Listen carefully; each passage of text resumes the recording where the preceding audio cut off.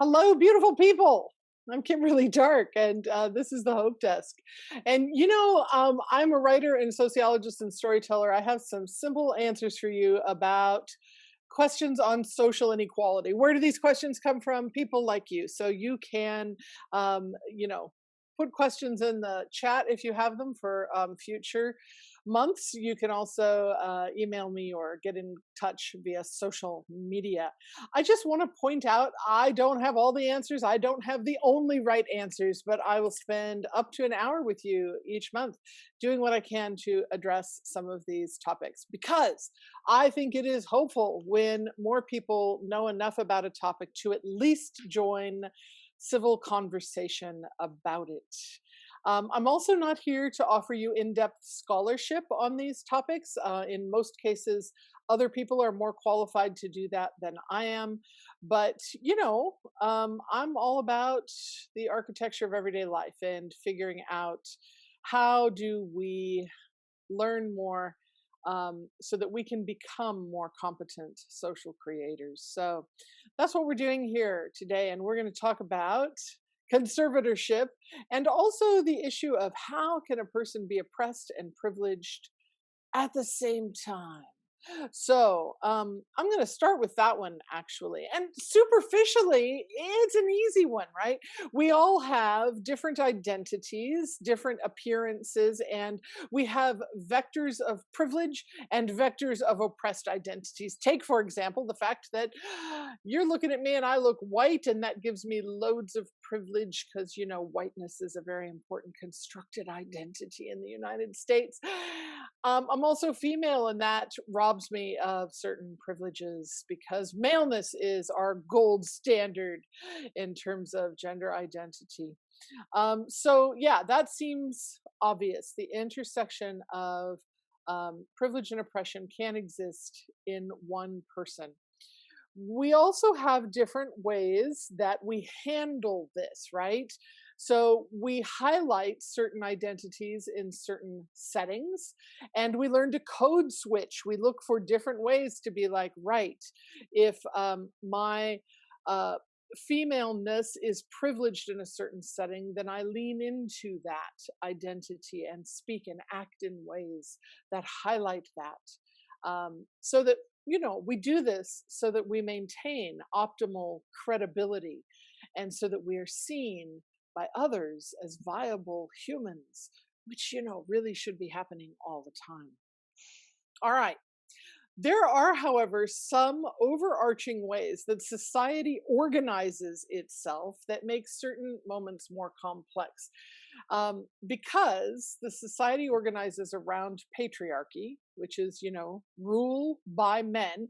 And if you're wondering, like, you're trying to wrap your head around that, think about a picture of elected officials over time. You will see rule by men. And also white supremacy, patriarchy and white supremacy rule by white people. And that's an unstable category, but if you can call upon whiteness at a certain moment, you know that that is currency. So our society is organized largely around patriarchy and white supremacy, and also able-bodied standards, right? That disabled bodies are seen as damaged. So it is sometimes possible to be privileged within a devalued identity and devalued within a privileged one. Oh, stay with me for a moment. Let me tell you how this theme actually came up. The idea was, hang on, are Butch Dykes masculine presenting lesbians, right? Are they not privileged because they're gender deviant? The answer to that is yes and no. And it is because patriarchy and misogyny helped to make queer culture. So, this is what I am asking you to think about today. Because masculinity is more privileged than femininity, both can be true at once. So, said another way, masculine women receive the worst punishment lesbians get for gender nonconformity. They are also the most privileged within lesbian communities. Hmm. Because patriarchy has helped to make queer community. So hold on, if you have questions about this, then we can talk about them some more. So for instance, here's another analogous way to think about this. Um, that maybe being disabled, let's say you're a wheelchair user, is a devaluation, but because patriarchy helped to make disability culture, whiteness and maleness within disability is still an elevated status. Another analogy, right? Because systems of oppression are not the same, but they are often analogous. Black men receive the most public punishment for blackness, but Black women are less privileged across every vector of race and gender. So, I know this is a lot of talk, and usually I have an article to offer you about the specific theme we are discussing. I don't in this case, but I think it's a really important theme to discuss a little bit and shake loose a little bit. This idea that patriarchy and white supremacy and able-bodiedness, I'm just going with those three because they're big ones that organize our entire culture, all of the systems within our culture, that because those are persistent organizers, it is possible to be privileged and oppressed at the same time using the same identity. I want to just pause and see if anyone has questions about this particular thing or comments that you might like to make. I'm also going to point out that this relates to the topic we're heading toward next regarding conservatorship, because that's more conservative. The effects of conservatorship are definitely um, more complex than just the law of the language of the law. If you have questions, you could unmute and ask them. You could also put them in the chat, and stay quiet if you want to. That's fine too. You can just listen and mull it all over. All right. All right. No, so maybe we can hold on to those ideas about privilege and oppression within a certain identity and talk a little bit about conservatorship as well. So check it out. Um, People have been talking about conservatorship in the media a lot because everybody's like, Britney Spears has been, under the boot of the man this whole time. Wow. The New York Times did a documentary about her situation last year. And just recently we got her actual voice telling the judge that no, she does not wish to have a conservatorship. And she actually talked about some of the things that were true for her under conservatorship, and it's been shocking to people. And I think this is a good thing because we get to talk about this topic we don't usually address. So, a conservator or a guardian, and these are kind of the same thing: guardianship, conservatorship. I'll use those interchangeably. Each state has their own laws about these things, and each state uses its own language, right? Guardian or conservator. So, a conservator has court ordered authority and responsibility to manage the affairs of people who can no longer make their own decisions about finances or healthcare. And if the incapacitated person planned ahead and signed durable powers of attorney for finances or healthcare, that person won't need a conservator because the person named already in those documents can take charge. So I'll just give you an example here. My mother has dementia, and she's getting to the point where she needs assistance making healthcare decisions, financial decisions. But because she did not put those power of attorney into place, we're in a difficult position. And it may come to the point where a court has to assign a conservator. It may or may not be me, even though I'm the family member that, would like to help her. A lot of families deal with this, is what I'm trying to put forth. So conservatorship is actually a topic that affects everyone in our nation because people with disabilities need care, and almost all of us need some kind of care once we get older. Um, this is the interesting thing, of course, about how we like to ignore, um, you know, disabled things that affect disabled people when really many of us will become disabled if we are not already. All right. So, with Britney Spears, the biggest question has been, is she disabled enough to be in this position? And I would like to put forth to you that the question actually should be, is conservatorship a good idea for anyone who is disabled? That's actually the bigger issue. Is not, should Britney Spears be under control like this? Should anyone be under control like this?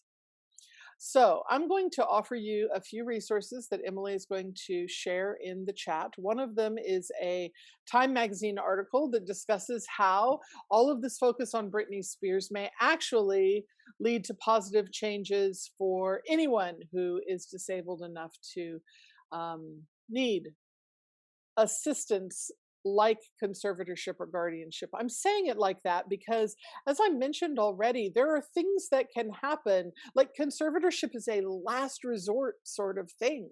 Um, it is like total control, whereas somebody might just need a little help, not total control over their affairs and their choices. Yeah. So here's the thing. Time magazine article. I also would like to offer you. Um, it is a series of videos from Pennsylvania. As I mentioned, these laws are different in every state. The reason that I'm giving you this one is only because a woman named Imani Barbaran is the communications director for this organization, and her work is worth looking into. Crutches and Spice, and you'll have the link for her work as well. If you're on TikTok, you could follow her on TikTok. Um, it's humorous as well as being really useful critique of current events from a disability justice perspective. So one of the things Imani Barbarian points out is that, wow, if all of those people who care about Free Britney really cared, they would be looking toward, how do people who are disabled fight against oppressive rules in conservatorship? Rather than saying Britney shouldn't be under the control of conservator, they should be looking at, wait, people who are experienced at dealing with these laws, how are they handling them? So the biggest question should not be, is Britney disabled enough to be in this position? But should anyone be in a position not to control their finances, their voting, their reproduction, where and how they live, what kind of education they receive, etc.? Because make no mistake, all of those things are up for grabs under a guardianship or conservatorship. And it might be that a person just needs help with housing or help with, figuring out their health care. That could be a limited form of assistance. So you knew I was coming back to this, didn't you? Identity and how privilege and oppression function. Here's the reason why we don't think of Britney Spears as being congruent with someone who needs conservatorship. It's because she's beautiful. She's white. She's able bodied. She has fame. She has money. That's a big thing that we don't expect people with disabilities to have, or money and a career. We desire her. She is consumable. And so we want to exempt her from this category. I would like you to consider the idea that, it is possible that Britney, despite all of those things, is disabled. I mean, we don't know everything about her medical or personal history. It is possible that she does require some assistance. Now, it is completely fair to ask whether her abuse is simply fueled by sexism, because it is definitely that too. But it is also good to ask how we treat disabled people and how that is fueled by body hierarchy and assumptions about credibility. For instance, when a person is growing up, right? We expect people between, I don't know, the ages of 14 and 25 to make some stupid decisions because they're probably going to make some good decisions too, but because that is a point in the life cycle where you're trying to learn stuff, you're trying to figure out how to do stuff. There is a reason why people do more illegal things in that time period. And for most, that behavior times out. They don't need, rehab, or they don't need some kind of big intervention.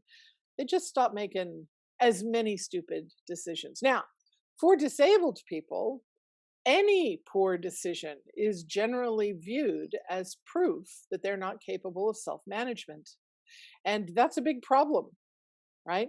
For women, the idea that their reproduction should be controlled, interestingly, not usually for men, but for women, the idea that their reproduction should be controlled is also a huge issue. Now, we have done that in the United States forcibly with women with low IQs, with women who are immigrants, with women who are poor. There is a long history of this kind of abuse that also happens under conservatorship. So, like when Britney Spears was talking about wanting to have her IUD removed so that she could conceive a child, but she has been barred from doing so, that's not new. And the question shouldn't be, should Britney be allowed to have a child? The question is, who decides whether or not somebody, anybody, a person who might be poor, a person who might be disabled, a person who might be undesirable under white supremacist standards, why are folks deciding that for them too? All right. I would love for us to talk some more about what if she is disabled and why she still deserves as much sovereignty as possible. Um, I'm just going to, before I ask you if you have questions about this or things you'd like to talk about regarding this topic, I'm just going to give you one more bonus idea. We have just moved from LGBT Pride Month into Disability Pride Month. I'm not sure if you know that's the case.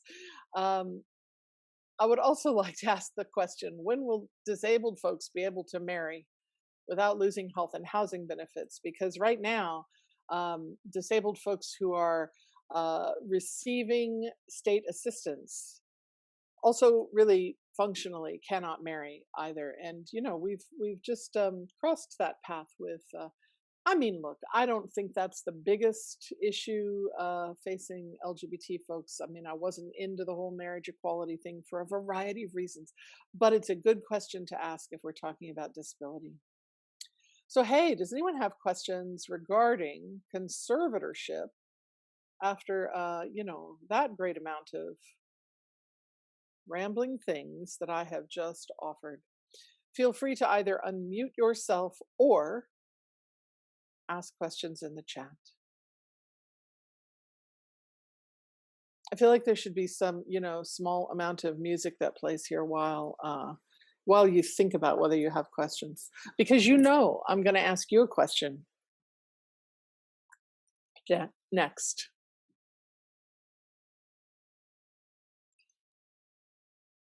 The question I have for you, as usual, is do you think you might have conversations about topics we've discussed today, conservatorship, and also different intersections of privileged or oppressed identities? Might you talk about these things? And, can you share with us when and where? Like, around the dinner table with family, might be a good answer, or at work, or wherever people are discussing Britney Spears is a good opportunity. Is anyone willing to share where those conversations might come up in the future?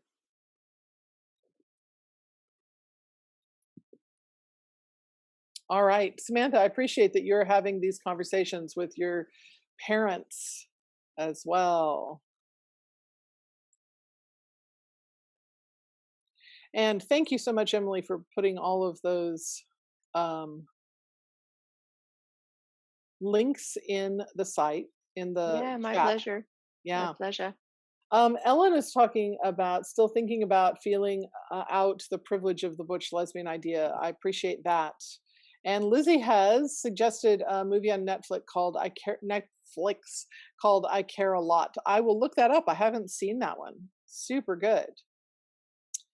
Um, and someone has asked, what are those power of attorney documents called that would allow you to help your mother?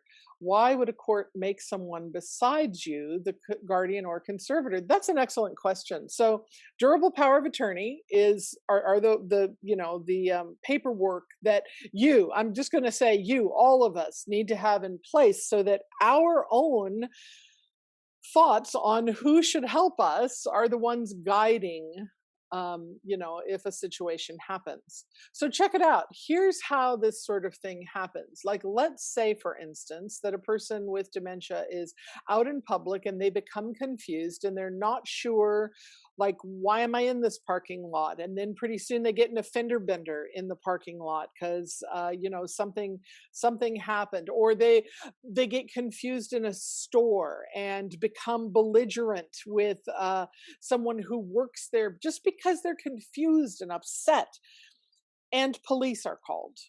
Now, if there is a durable power of attorney in place that someone can find, that's another important thing, right?